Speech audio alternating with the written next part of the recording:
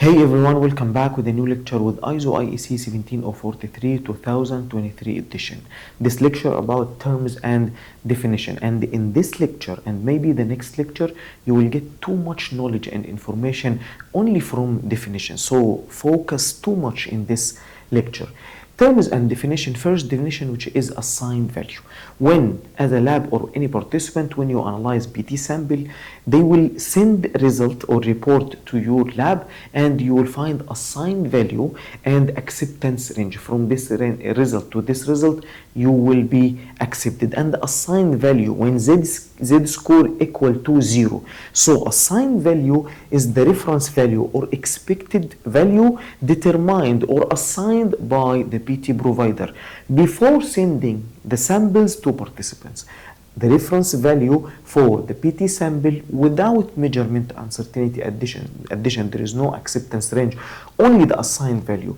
Z score in this case equal to 0, and that will be assigned, this value assigned by the PT provider before sending the sample to participants. But consensus value, this is collection of results from participants. After the PT provider will send the PT to different participants, they will collect the results from them and they will use these results to calculate the assigned value, or we can say consensus value. So this collection or combined results of competent laboratories, they will remove the outliers and then they will calculate one value or one number to be the assigned value after that. So consensus value is a value derived from a collection of results in an interlab comparison. They send the sample and they will collect the results from all of them and they will calculate one number or one value to be the assigned value after that. So from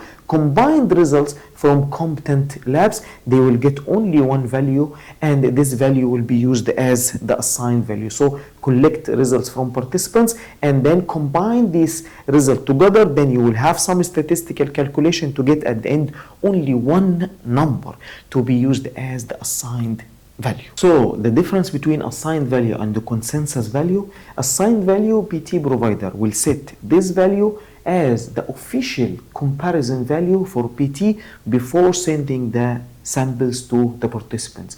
But after they will get the results from participants, they will calculate one value to be used as assigned value, which is the consensus value, collecting from different participants, from the participants.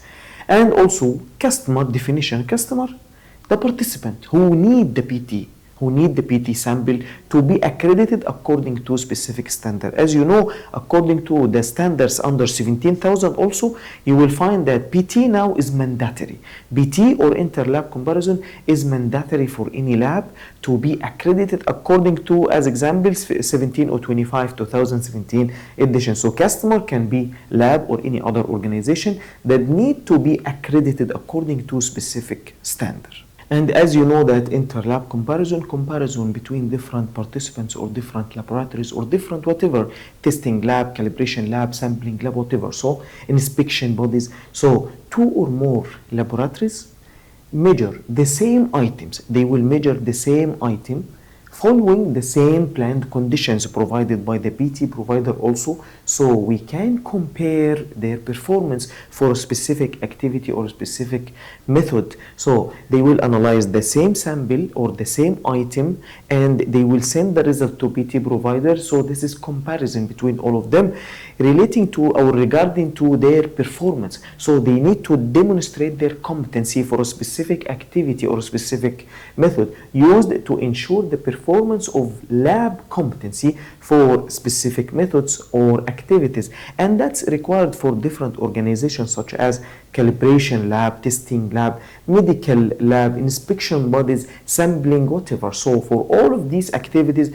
you need to have PT sample to ensure or to demonstrate the competency of your lab for this type of activity. And that will provide with a certificate. In this certificate you will find assigned value and also acceptance range. So acceptance range after their calculation for measurement uncertainty addition. So provided with acceptance range after measurement uncertainty addition. And the most important point now, outlier.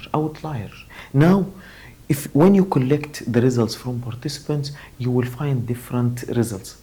But when you found result which is completely different than other results, you should remove this result from your calculation to calculate the consensus value. So outlier, when z score at this time, it will be higher than 3, so it will not be accepted. It will be very high or very low compared to other results. A result that does not fit with the pattern shown by the rest of participants, and can be too high or too low compared to other values. So why do outliers happen? Why do we find outliers?